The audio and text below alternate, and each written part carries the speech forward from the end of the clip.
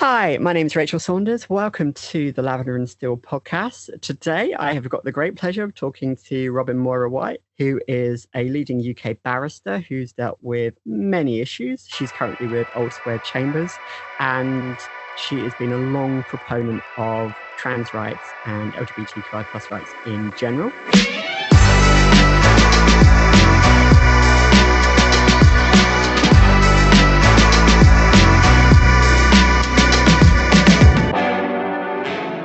So how would you like to introduce yourself?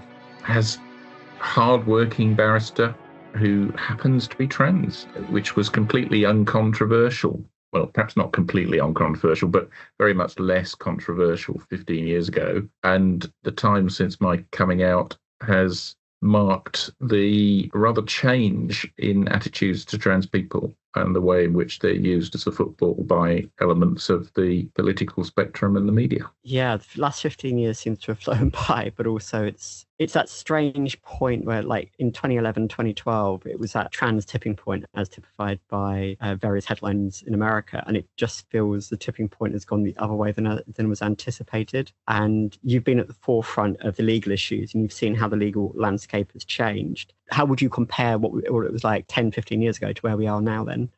Well, I think let's look at that point of change. I was waiting, rather like when equal marriage was introduced. There were those people who were the first people up the steps to the registry office to be the first same-sex couples. Theresa May had promised gender recognition by effectively self-declaration. And that's what her government, and it was uncontroversial. It was uncontroversial between the two major parties at the time. I had, at that point, just about finished my transition. I would qualify for a gender recognition certificate, and I was waiting to be one of those first people up the steps to the registrar under the new arrangements. And I understand that in the dying days of the Theresa May government, what happens is if there are uncontroversial matters, as a government fails, but Parliament's done a lot of work on something, the parties get together, quotes behind the Speaker's chair, and agree that to get those last few bits of legislation through. And the legislation on self-ID gender recognition was in that list. And it only didn't go through because neither Labour nor the Conservatives could agree who was going to get the credit for putting it through. And for that reason, it failed. And then we got into the era of Boris. And of course, things then quite markedly changed. Exactly. And I think this is great tragedy because I came out in 2000. This is obviously pre-Goodwin, pre-European Court of Human Rights, forcing the government's hand. And it was telling, back in 2000, I was able to rock up to the DWP office and get all my details changed without any fuss. All I had to do was show my D-poll. It was, again, uncontroversial. And even in 2004, when you actually finally had the Gender Recognition Act being passed, I don't know if you've ever had a chance to read through the Hansard commentary on that bill. Oh, yes. Very familiar with that. Yeah. And it's telling when you read through the Four Women Scotland decision, just how little telling from that. Well, you don't want me to tell you how absurd the Four Women Scotland judgment is.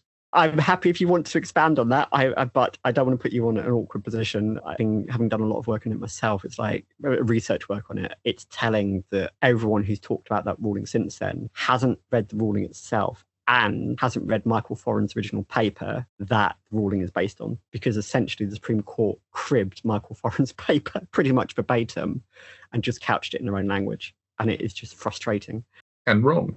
Yes. And forgive me, we barristers have to offer respect to the judiciary, but that doesn't mean that we can't identify when the judiciary have gone badly wrong, as they did in Four in Scotland, ignored the will of Parliament, produced a judgment that is internally inconsistent and wrong in legal principle. Because if we couldn't criticise it, of course, no cases would ever end up in the European Court of Human Rights, or, as can happen, another route is a fresh case back before the Supreme Court. Exactly. There are a number of instances in the last couple of decades where the Supreme Court have reconsidered previous decisions and recognised that they'd gone wrong. There are some decisions about liability of employers for work injuries where the Supreme Court completely turned on its head a year or two ago. And frankly, somebody needs to get us back to Goodwin. Now, it's a shame that we don't seem to have the political will to do that.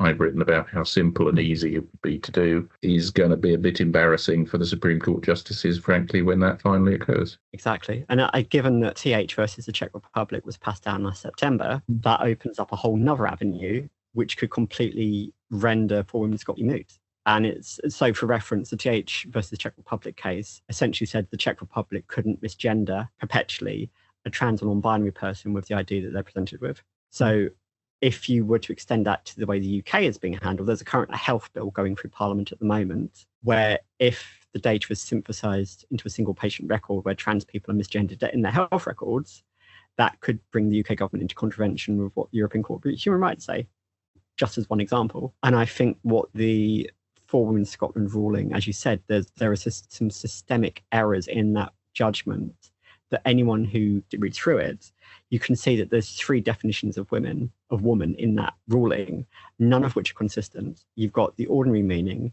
you've got the definition observed at birth by somebody that is then recorded by whom, how is not even laid out in that ruling. And then the final one is about pregnancy and maternity protected characteristic. And this is why I think Michael Foran's paper is so necessary to deconstruct, because Foran in his paper talks about pregnancy, but he doesn't talk about maternity. Because in the EHRC guidance, the current guidance that's before Parliament at the moment, steps beyond the Equality Act 2010. And in the Equality Act, maternity protection is only available if you have been pregnant and given birth to a child. Whereas under the HRC guidance, it extends maternity protection to anyone who potentially breastfeeds. And under that guidance, because trans women can potentially breastfeed, they potentially can gain protection under the pregnancy maternity protected characteristic. And it's stuff like that, whereas as soon as you start breaking it down and deconstructing it, that would need to be tested at court. But I think you could end up with a trans woman who has breastfed her child potentially bringing a claim. And I think there would be a very interesting test case if that was to happen. I identified, I think, 11 errors of factual principle in the Supreme Court judgment. And eventually, they've tied their shoelaces together with those 11 errors. And eventually, it will fall over based on one or more of those 11 errors. Yeah, exactly. And I think this is, obviously, we have different roles within law. It's like I'm a legal researcher, you're at the coalface of this. It's interesting following the criticism you receive every time you point that out. The amount of abuse you've received over this has been horrific. And I know we both have become a little bit inured to it, but actually it's still telling that the only way that people respond to it is through abusive messages, abusive tropes. And it's just... obviously we're going to keep focused on the things we need to focus. Otherwise, this would be a discussion that lasted all day rather than an hour. So sticks and stones and all that. But I mean, the social media is pretty nasty. And that's why I don't go near X anymore. Because there is no, I mean, since Musk took over X, all the controls that there were previously that made it a respectful place to go and have a discussion, sometimes about difficult stuff, it's just impossible. It's not going to affect me. It does contribute to other people's mental health difficulties. I mean, we've seen what the government are currently doing with social media and teenagers. And there have been some very tragic events related to teenagers, which have prompted the government to act in terms of social media as far as teenagers are concerned. There are vulnerable people at all ages and all stages of life. And the social media can have particularly nasty effects. So, yes, I mean, that's true. As you know, I think we're going to mention the fact that I work with an organisation called Translucent from time to time to give them some help. Yes. And we're recording this on Sunday, the 12th of July, and we're several weeks since Translucent sent the Equality and Human Rights Commission a letter that focused on one of the problems with For Women Scotland and said, for example, if Section 7, which is the definition of gender reassignment as a protected characteristic, and if that is engaging a process which alters sex, but if sex is a sex at birth as observed by the midwife, how can anyone be trans? Because how can there be a process that alters sex if sex is immutable? And so that's why I am very happy to say that For Women Scotland is absurd, because one of those 11 errors that we talked about is the fact that the Supreme Court should have run their potential definition off against the various parts of the Act. There's a couple of paragraphs in For Women Scotland that deal with Section 7, but they make absolutely no sense. They just ramble for a couple of paragraphs. And we've asked the Equality and Human Rights Commission's job is not just to interpret the law as handed down by the Supreme Court, but also to advise government on matters where it doesn't work. And we very pointedly asked the Equality and Human Rights Commission, how can it be right when the effect of the judgment is to mean that trans people can't exist, and that can't be the intention, that can't be the right interpretation. And we're waiting for an answer. When there is an answer, perhaps we'll come back and talk about it.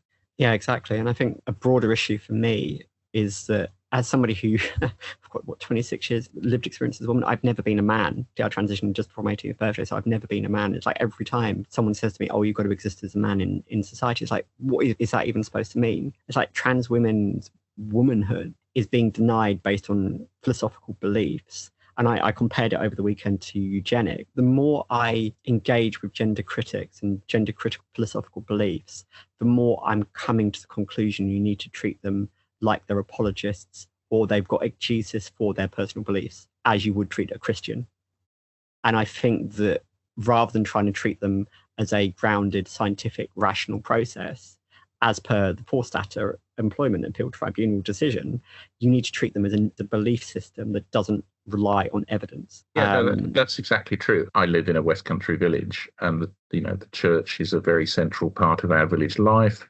And a lot of people in my village have a very strong commitment to Christianity. But there's that wonderful speech from the West Wing, isn't there, where the president talks about if he were to follow the Bible, he can sell his eldest daughter, I think, into slavery. And, should he be burning his relative for planting two crops side by side? And is the world only 4,000 years old? Well, I don't think so. But, there are people who, with a straight face, will tell you that those things are true and correct. Now, that in no sense does that mean that I don't think many, many Christians are good people. And that, and true Christianity is about acceptance and tolerance and all those things. And if anybody happens to believe the world is 4,000 years old only, or whatever it is, I think you get there by adding up the lineage, don't you, back to Methuselah or whatever. And that's where there are some Christians who will tell you the world is something like 4,000 years old. But it doesn't mean that they're not good people. But unfortunately, any belief can be used.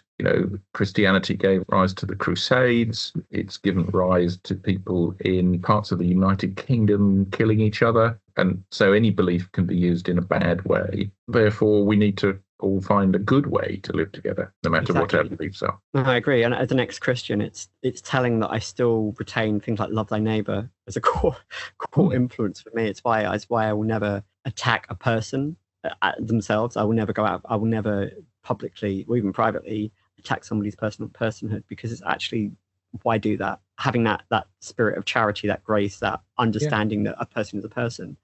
However, that doesn't mean that you can't deconstruct somebody's ideas or philosophical beliefs. No belief is sacrosanct, and it is telling. And I'm happy for the person I'm about to mention to come after me if she so wishes. I'm happy for J.K. Rowling to run a defamation suit against me, because I really want a gender critic to try and do a defamation claim against people who are trying to deconstruct gender criticism, because I want a David Irving moment. I want, whether it be me or somebody else, is to do a Deborah Lipstadt and show gender criticism. It's akin to anti-Semitism. It's akin to eugenics. And the curtain, there are sort of holes in the curtain from time to time. I mean, thinking about J.K. Rowling, there's a trans Bristol city councillor who J.K. Rowling attacked on social media. And it wasn't the trans city councillor been promoting ideas or doing anything in particular. It was a direct personal attack on the city councillor as a trans person. And you think, what? How is that the right thing to do about anyone? But anyway. Yeah. No, I agree. And I think this is, as the trans community has discovered to its chagrin a lot of the time, and I had this last year with the claim I tried to bring against England Hockey, is the cost to bring these claims. You're looking at easily £20,000 just to start a claim, and then upwards of £100,000 to be able to successfully run a claim through the High Court. And very money well spent. Money well spent, we barristers would say. No, I agree. I agree completely. As somebody who's worked in... No, I'm sorry. I make a joke of it, but you're right. Litigation. I mean, that's why, for example, Goodwin was a case brought on legal aid. Yep. And I think we forget that. And we forget that, finding the right... I mean, recently we've had an attack on trans prisoners in Scotland being accommodated in according to their gender. Now, that's a little bit dangerous for the gender critical movement, because those are people who are very likely to qualify for legal aid. I mean, you don't tend to earn a lot when you're in prison. Hmm. And it's certainly possible that someone attacked like that is, and then of course you have the power of the state paying for the legal aid behind the person, as you did have in Goodwin. So Goodwin wasn't risking anything personally, financially, by bringing that claim to Strasbourg. And sometimes finding the right claimant is the way round these difficulties. Yeah, I agree. And I think it was interesting. I wrote a piece on the Scottish prison situation, and it was telling when you go through the European Court of Human Rights, various cases relating to prisoners. Like, you can't put a prisoner in a situation where they're going to be raped. You can't put a prisoner in a situation where they're going to be denied hormones. There was a Polish case a couple of years ago where a trans woman was transferred into a women's prison. She wasn't given access to her hormones. She sued the Polish government and won. And the European Court of Human Rights didn't make any comment on the fact that she'd been put into a women's prison. That wasn't disputed. And so if a trans woman tries to raise a claim against the UK government, the Scottish government, there is plenty of case law backing up the fact that trans women are not perceived as a problem in women's prisons de facto or even de jure by the European Court of Human Rights. And I think something similar is likely to happen with the NHS. If we get to a point where a trans person is put onto the wrong ward, as they would view it, that, people are using the NHS, there's no economic test. Can you use the NHS? In fact, if anything, it's the other way around. And it's highly likely, therefore, that if prescriptive conditions are applied to people using the NHS, up will pop someone who qualifies for a legal aid application in respect of their use. So yeah. Exactly. And I think, as you said, that finding the right claimant is the best way forward. And I think that strategic, like they used to call it strategic litigation back in the day. I don't know if that's still the phrase that they choose to, you would prefer to use, but actually having some form of strategic litigation, like gender critics have done, like people like Joe Phoenix. My Forstater herself was a strategic litigation. Even for Women Scotland, they have been strategically positioned to force the issue. And in some respects, it's like the 4 Women Scotland issues that were being raised in that case. They could have easily been dealt with by the outer house in Scotland rather than going all the way to the UK Supreme Court. But their financial backers chose to keep pursuing that claim because they understood but they were dealt with at both the outer and inner house and lost in both. And then were happy to carry on to the Supreme Court. Yeah, exactly. Because they had the financial backing of various parties. And it's telling how every time a trans person brings a claim, I can't recall the last time, apart from Freddie McConnell, the last time that a claim was brought to the Supreme Court by a binary trans person. You had Christy Ellen Cain's case, and even Christy Ellen Cain's case is really interesting because it's paragraph 175 of that judgment by the UK Supreme Court says all matters relating to sex and gender ought to be referred back to the UK Parliament. And it's just like the 4 Women Scotland ruling ignored that particular paragraph. And it's just crazy when you start reading through the existing case law relating to sex and gender. The UK Supreme Court have been very inconsistent with it. Well, and one of the reasons for that, amongst other things, is the immense change in policy terms and in cost terms, that if what we're going to do is have a circumstance where we take public toilets, hey, let's get to public toilets. We were always going to talk about them in the context of 4 in Scotland.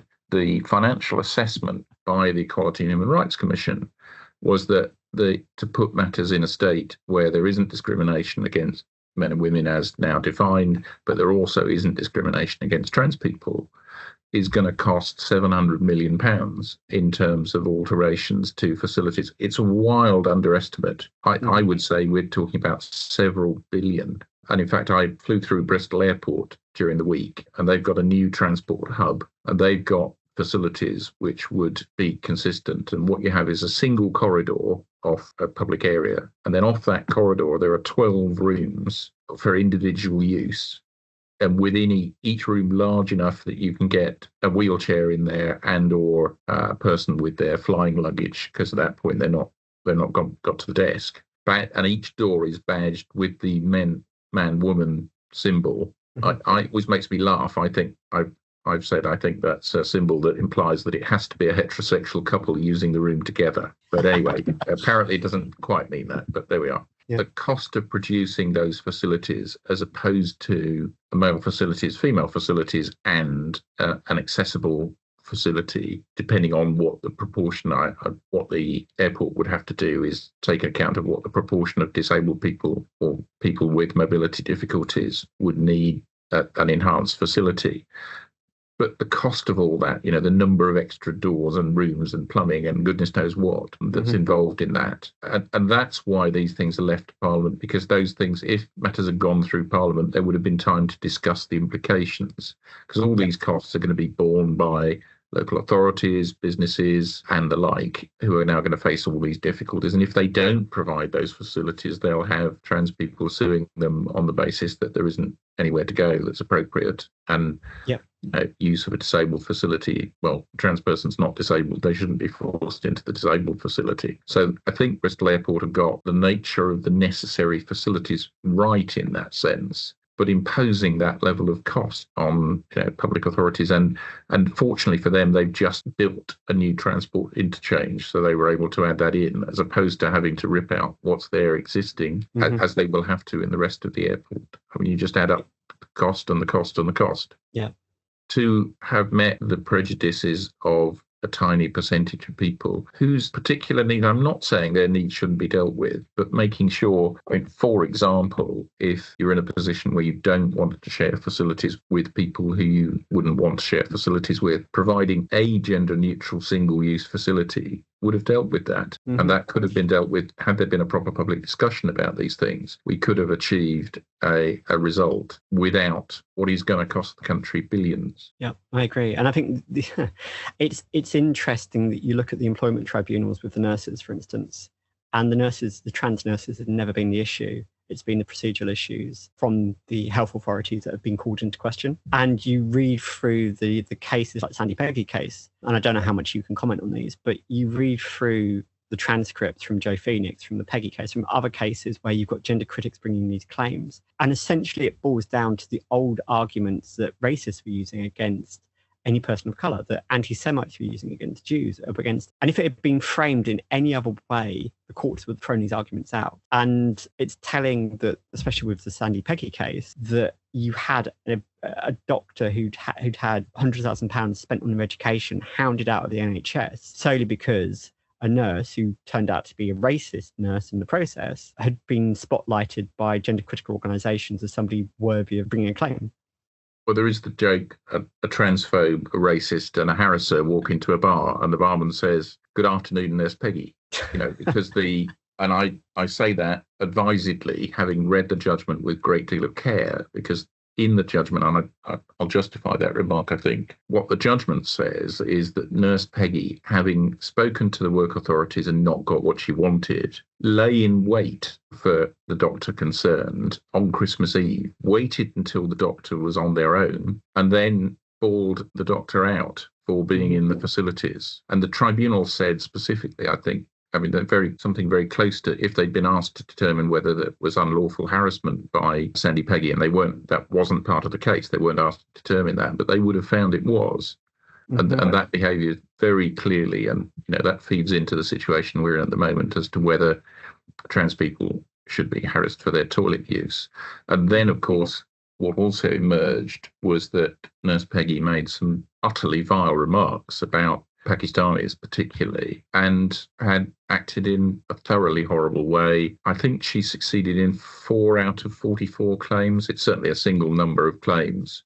Yeah. And my reading of the tribunal findings is that the tribunal didn't like it one bit. Yeah. And what's interesting, actually, it's about, I fight cases at the sharp end. And in comparison, and then there are 3 cases I think it's worth talking about taking together.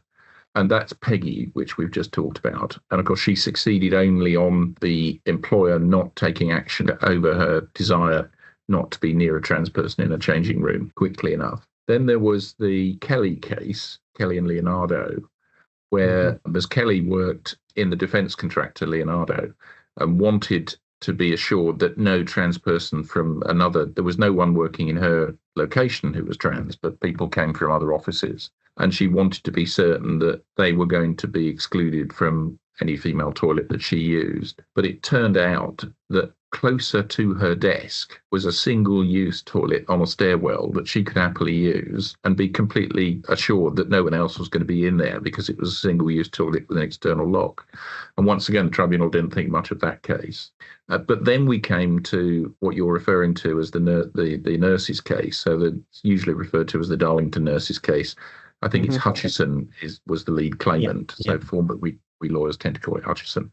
And what happened there, and it's the facts of the case really get you, because what the authority did is that they were faced with a complaint. They told the individuals, yes, we understand your complaint, we'll do something about it, and didn't for an extended period of time. And then when they finally got around to doing something, they provided the individuals with a separate changing room, which was very poor in terms of facilities and in fact didn't have current fire regulations, so it shouldn't have been being used. And had management managed in not the style of a potato, as they appear to have done from the judgment, then we might have had a result that was closer to either Peggy or Kelly. And I think those are the lessons. I mean, I didn't act in any of those three, so I can speak quite openly about that. It's harder for me to speak about cases when I am advising left, right and centre on how to be compliant and how not to be sued, which is what most employers want. And most unions, for example, want a solution to the problem rather than the need to litigate against employers. And actually finding practical solutions, a la Bristol Airport, potentially, a la Kelly, is likely to be the way forward, certainly in the meantime, because you can't go out and rebuild every building in the country. You can't change every facility overnight. And you've got to find practical solutions. I agree. And I think it's also worth bearing in mind as well, the deep irony of the gender critical attack on trans right could well end up meaning that everything is gender neutral, that every single facility in the country just gets turned into a gender neutral facility. The one employer or service provider who's protected is the small local restaurant with a single toilet cubicle at the back of the restaurant, is and always has been gender neutral, and that's never been a problem for anyone and doesn't contravene anything. And if that's, you're absolutely right that if we end up, and one conclusion of this is that we could end up with no sex-separated facilities at that level. Yeah, exactly. And I think this is, as much as I have a very deep distaste for gender-critical philosophical beliefs, I think the one silver lining of all of this is showing up as we progress through this, just how reductive it actually is being. It's like you had the high watermark in 2022, when you had the Paul Statter claim come down and when you had J.K. Rowling making her big splash. And then since then, and I went back onto X after I took a 6-month break, so I kept getting harassed. And I came back onto it a couple of weeks ago for marketing purposes. And it's telling that the same tropes, the same harassment, the same level of divisiveness is present on gender critical accounts. However, they haven't moved on. There's no consideration, there's no actual reflection here. And you see it's with Akira Reindorf and other prominent gender critics, is their arguments are stuck 4 or 5 years ago. They haven't actually reflected or evolved on their mode of thinking. And especially in terms of the law, it's like, well, actually, what do we want from the law? What policies do we want to put in place through case law that gender critical believers will be satisfied with? Because if the end result is what Helen Joyce suggested, which is the erasure and removal and purification of society, then obviously that can't happen. But if it's something more subtle, as in to be trans is to be treated as a pariah or something of derision, that then becomes a question of how do you legally fight that? I've got an ongoing issue with Nottinghamshire Police that I raised over the weekend with them. I said to them, what is the criminal threshold for harassment? What is the criminal threshold now that if a trans person is being harassed on social media, you can't just claim that the person harassing you is free speech? Where does criminal liability stand? And again, I'm not asking you to comment on that particular issue, but it's for all trans people. And I'm not the right barrister because I'm not a criminal practitioner. So I'm careful to stick to my last, as it were. Yeah, and I think this is from a civil perspective. It's like if trans people bring a claim against a business or a service provider or a membership organisation and that gets settled out of court, that's not going to create case law. Even if it goes to the county court and gets settled in favour of a trans person, it's only if it goes to the High Court or the Supreme Court or the Appeals Court that we would actually have a substantive body of case law And I can see it getting to a situation where businesses and membership organisations will settle out of court with trans people, and we won't have a body of substantive case law where we can bring successful claims. I mean, you mentioned the Helen Joyce. I mean, you're thinking of the Helen Joyce comment that however happy, however settled, however accepted in society trans people are, that they're a massive problem in a rational society. And I remember reading that. I remember laughing because it plainly is her view that trans people need to be, I don't know, banished to some Scottish island and the ferry service cancelled after we've been put there or whatever. And I think back to being a child in the deepest West Country before, and this idea, I think recently we've had some comments that we've had the latest iteration of Casey, Keeping Children Safe in Education, published in the last few days. And there is this idea that by being horrible to trans people, you'll get rid of them in some way or other. And there I was in the pre-internet West Country with no access to, and this idea that trans people are created by trans activist teachers who are out there. It's just completely divorced from the reality of the fact that trans people arise randomly, as I did. Mm-hmm. Until my early teenage years. I couldn't really put a label on who I was or what I was. I know how I felt about things, and I knew it was different from the way that society expected me to feel about myself. It wasn't created by anyone other than me. I think I probably meet a few more trans people than Helen Joyce does week by week. The idea that this is some form of social contagion, and by the more vile we are to trans people, it will keep the number of trans people down. It might keep the number of trans people who are out in society down, because what we do is, for example, the latest version of Casey might restrict the support that trans children get at schools. And they might be pushed back into the position that I was of working out, I was a bright kid. I knew this was unacceptable in 1970s West Country, and the thing to do was keep my head down, become economically active, and transition when I was entirely in charge of my own affairs. Didn't make it any less my desire to transition from whenever I could put a label on it.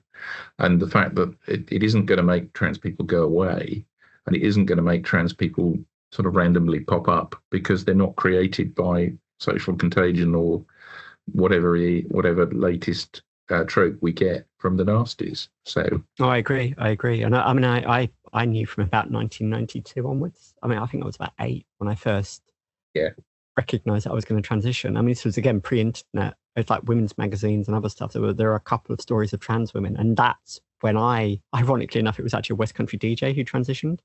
And I remember reading the story and I went, right, yes, that's me. And it was actually seeing somebody in a similar mode of thinking. It was, Julia, the BBC ran I think it was 3 programs on a trans woman called Julia Grant. Yeah. And I met Julia. Well, I didn't have that privilege. I only saw the TV.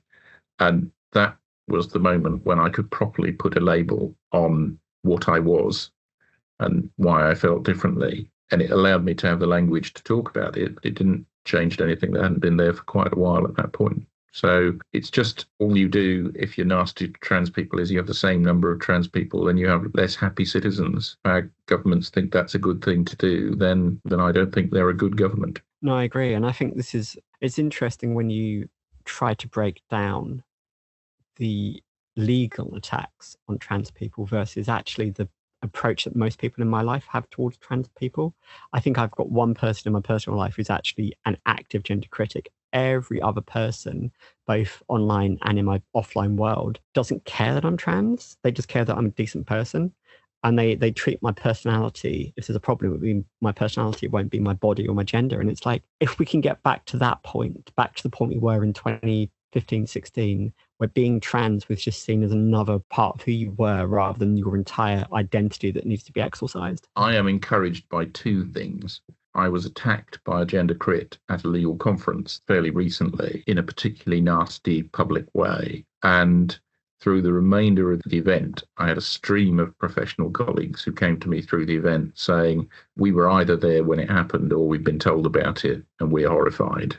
And equally, I live in a Somerset village, and I community is very important in our village, and we have our village hall and our church and our shop and our pub. And people there have come to me and said, we've seen you on the media, because I do a bit of media. You have our complete support. And I guess because I try and be a decent person, I try and contribute to my community if I can, where I can, and you're just recognised as a sensible, ordinary person. I mean, hilariously, I've lived here for 15 years or so. We'd had a gay couple come to the village a couple of years before, and there'd been an element of, from the village. No doubt there'd been gay couples in the village before, but they hadn't been open in the way that couple was, and the village had worked through it and thought, well, okay, fine, they're decent people, they're part of the village. And then I came along and they had to think about that and worked out that I was a decent person and had a place in the village like everybody else. And,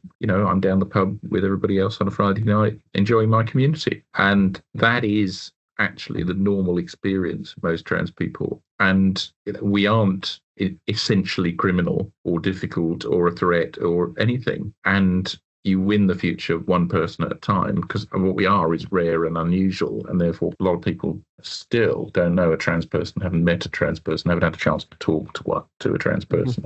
And that allows the media to create a horrible impression about groups in the same way that they do with immigrants or foreigners or whatever else, whichever else group has been picked upon on this particular occasion.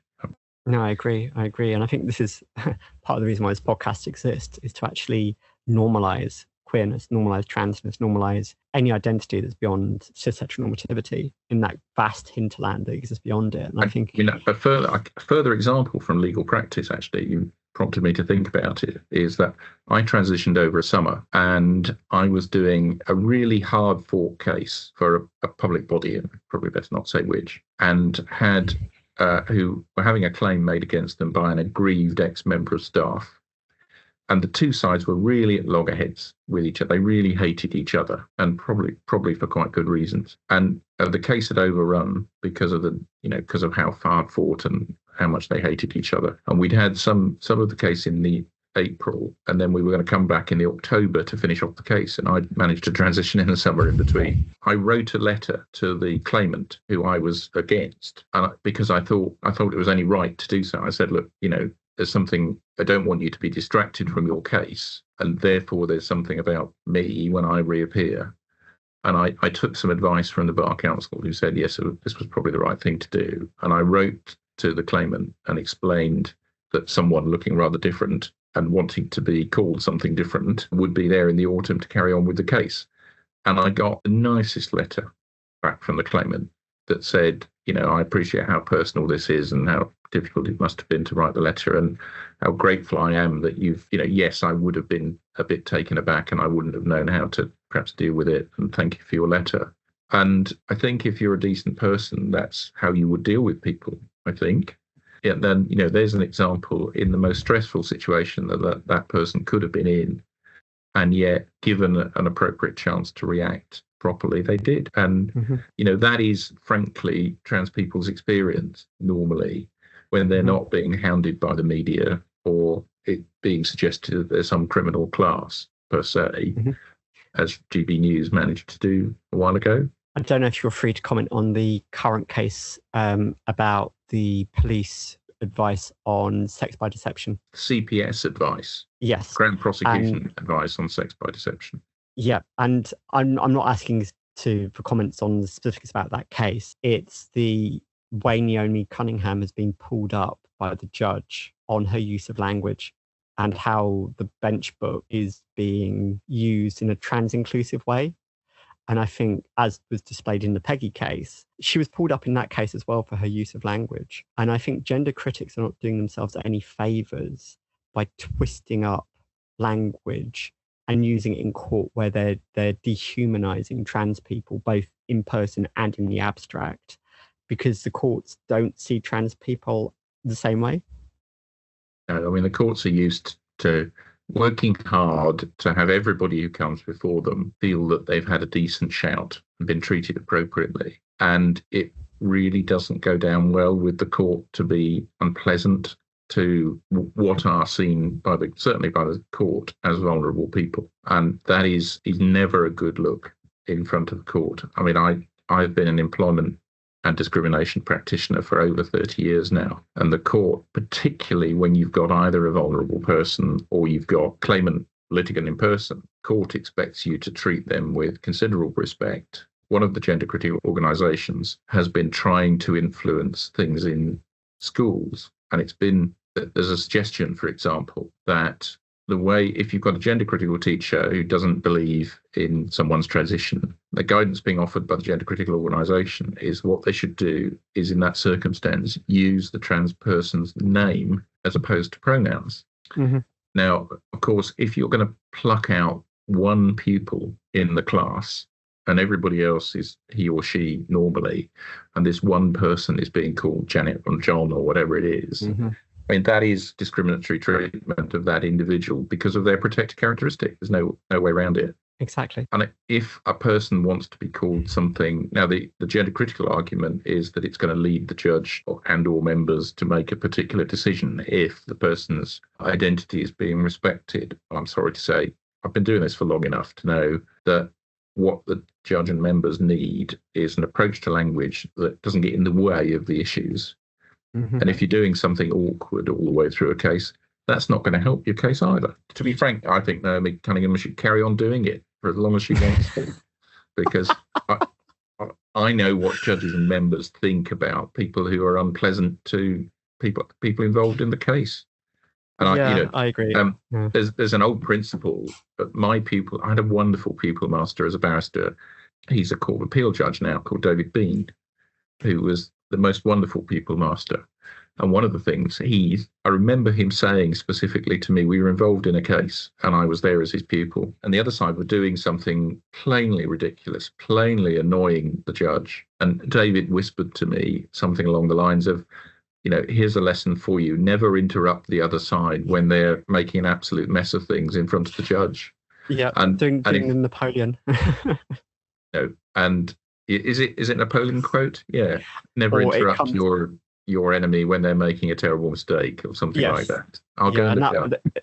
It's apocryphal. I think it comes from the movie. I think it comes from Waterloo, the film, but it's apocryphal, and it's so true. I mean, I was doing it. I'm just back. I did a case in a far-flung part of the United Kingdom in the last few days, and what you start with often in a case is with a claimant being asked by the judge, especially when they're at litigant in person, to go through what the issues in the case are. And the claimant just couldn't properly explain why they were claiming what they were claiming and gave 3 different explanations, with the judge's eyebrows getting higher and higher and higher and knitting brows together. And that was a 4-day case that lasted an hour and a half. I can't imagine why. So... Yeah, when people look at the legal system from the outside in, they don't see the technical details of what it is to actually run a claim, or what it is to be a barrister, or what it is to be a solicitor. They only see what they would perceive as justice or injustice, or actually the legal system itself is not per se just about justice. It's about the mechanism of that process. I do have to say it's a lot of fun. Oh yeah, I agree. I mean, I used to run claims. If anybody's listening to this podcast and thinking about a legal career, I mean, I have had such fun in the last 30 years. Yeah. Do you want to open up about that then? Because I think it's, given your career, you've covered a lot of ground over the last 30 years, including some quite significant landmark cases. And it's just so, how would you describe your career then, more broadly? I didn't come to it out of choice. I left university and I went to work for British Railways. My ambition was to make the trains run on time.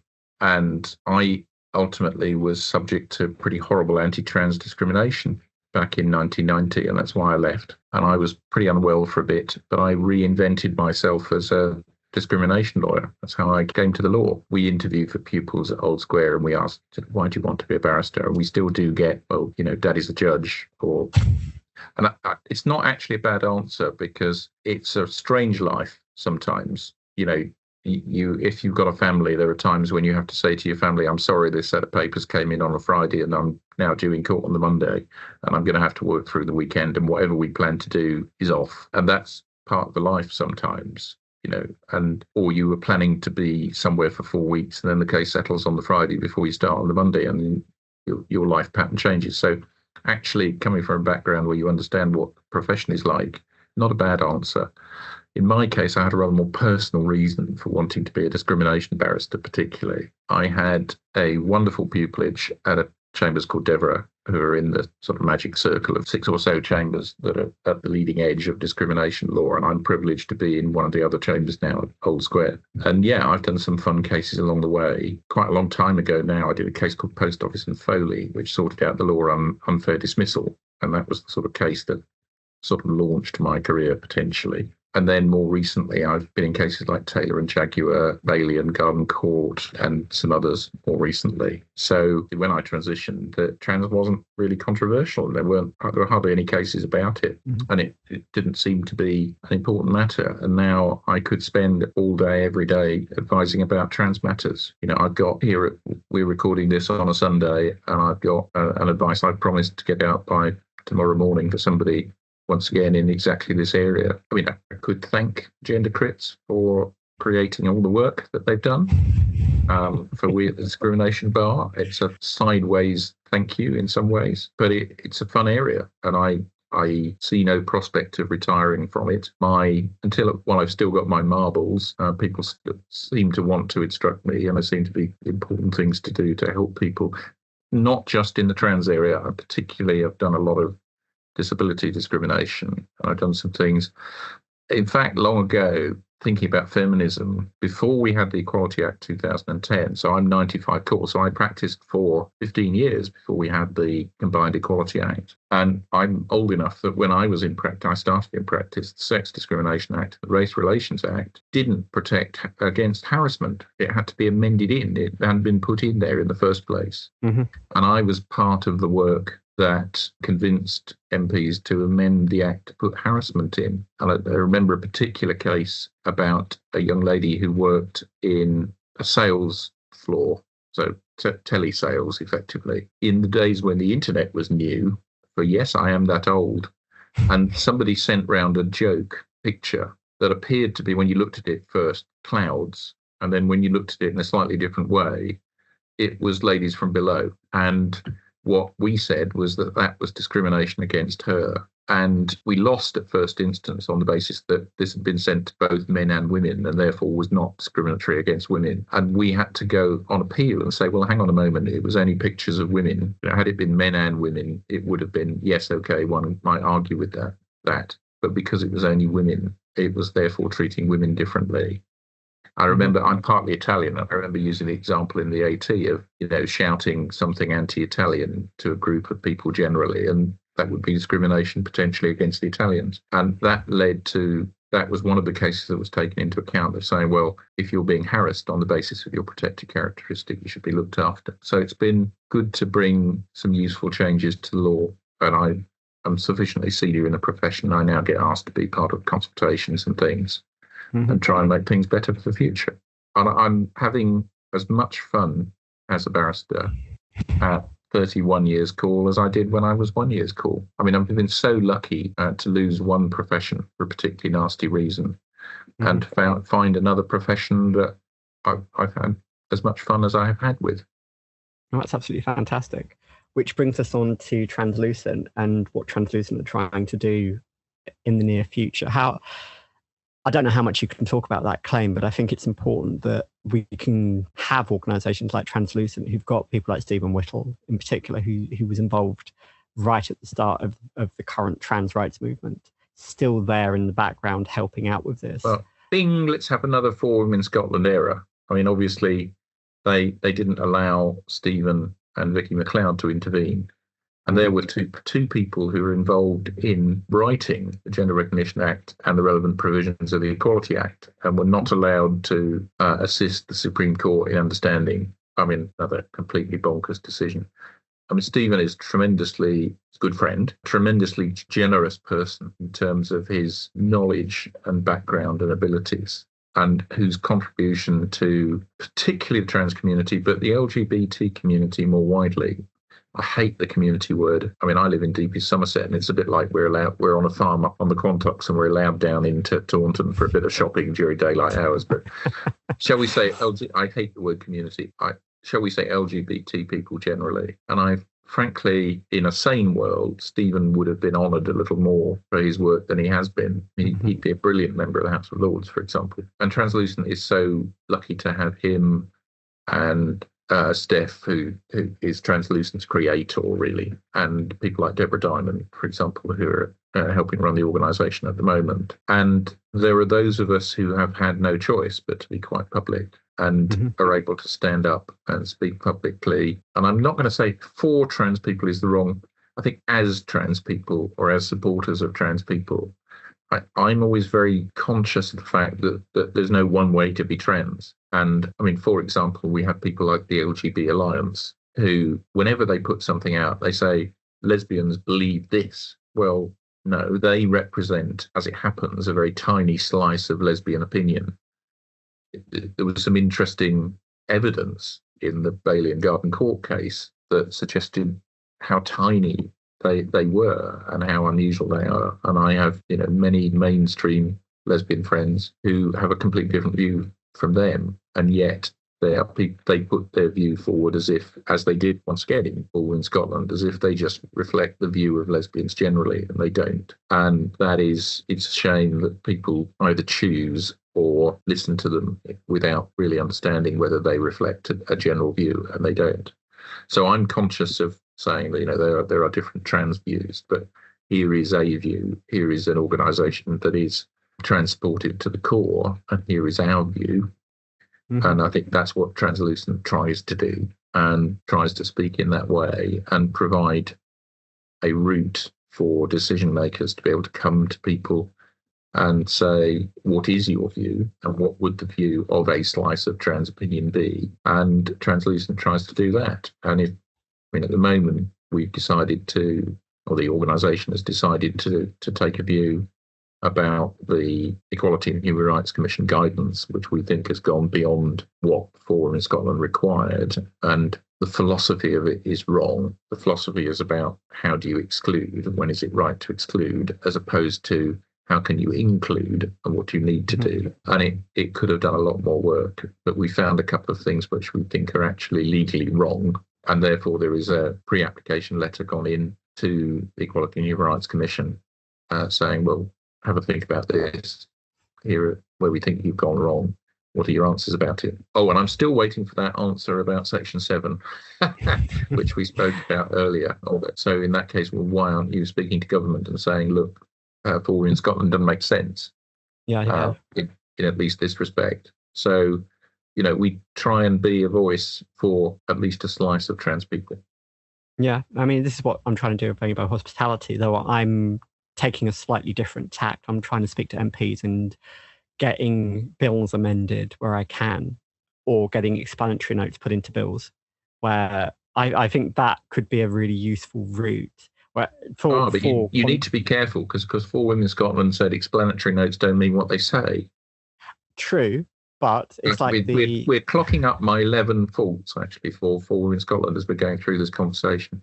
Yeah, well, my two observations about the Forum in Scotland ruling, why I think they completely screwed the pooch on the gender one in particular, and Michael Foran completely got it wrong, is you only need to look at the Succession to the Crown Act and the act which gave ministers maternity leave.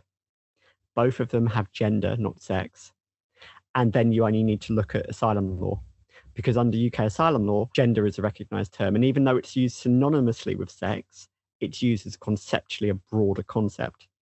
And this is, for me, when you start going, if it's good enough for a prospective monarch to have a gender identity, and it's reasonable for ministers to have a gender identity. If a case cried out for an amicus curiae, that was the case, wasn't it? Yeah, exactly. I mean, again, I could talk about this for hours, and I'd love to have you back on if you'd be interested later in the autumn once things have shaken out a little bit, to have a deeper conversation, because I think we've had a really good conversation about this, and it's been an absolute pleasure chatting with you on this. So yes, I hope the claim is actually either that they respond, the Equality and Human Rights Commission respond and pull the guidance, or if there is a potential claim, then it is successful or enough funding is reached where we can take it beyond the case. With that in mind, Translucent, they've got a crowdfunder going at the moment, which I'll share in the links below. So if you're happy to donate a few extra pennies towards Translucent's legal fund, it would be much appreciated. Have you got anything you wanted to wrap up with? Well, I'm a Hitchhiker's Guide to the Galaxy fan, so there's a lot of personal stuff has come out in this. And do you remember what the book said? What was on the front of the book in Hitchhiker's Guide to the Galaxy? In large, friendly letters, it said, "Don't panic." Yes, right. Absolutely. And there's a lot of bad news out there, and Forum in Scotland has done a lot of harm to trans people, and the way it's been interpreted and used has done a lot of harm to trans people. But it's not my daily experience. My daily experience is moving through society. I've been to the pub for Sunday lunch today before we did this recording, where I've been chatting to the people I see when I go for Sunday lunch, and the people in the pub up on Exmoor, and living my life perfectly happily. And that actually is the daily experience. And I might have transitioned had I got on with things very early, it might have been as long ago as the mid to late 80s, before the sex discrimination gender reassignment regulations of 1999 or the other legal protections. And actually, to be fair, trans people have been getting on and doing that, for decades and years before that, in significant numbers. And we are there in society in significant numbers. And the political wheel is not in a favourable position for trans people at the moment. But that doesn't mean to say that trans people's life is inherently difficult. It is for some people. There are some people who are having a really hard time in workplaces where they're being excluded and facilities are not being properly provided for them. But that is not the general experience. And take it from an old trans person, elderly trans person who is going to have some grey removed at the hairdressers on Wednesday, because I have a level of personal vanity which we're allowed to have. And take it from me that life in society is actually a lot easier than the media would like us to believe it was, and that we are supported and loved by people in society in a much wider way than you would ever believe if you looked at the media, and that being nasty to each other is not consistent with British values and how British people treat each other generally. And I wouldn't want any message from me to make people feel that that wasn't so, and that we can't live properly and in comfort and support in society, that we need that reflected in the legal structures and what have you. And at the moment, that's not being done particularly effectively, but it will be. And okay, it requires a few of us to stand up in the wind and say, this is wrong. And there will come a time when we'll be properly listened to in a way that perhaps we're not being at the moment. So trans people have as good a future as anyone else in society, and they shouldn't panic. So, back to the words of the book in Hitchhiker's Guide to the Galaxy. Absolutely, 100%. And I think that is a fantastic note to end on. Thank you so much for your time today. I really appreciate you coming on. And best of luck with the cases that you've got coming up.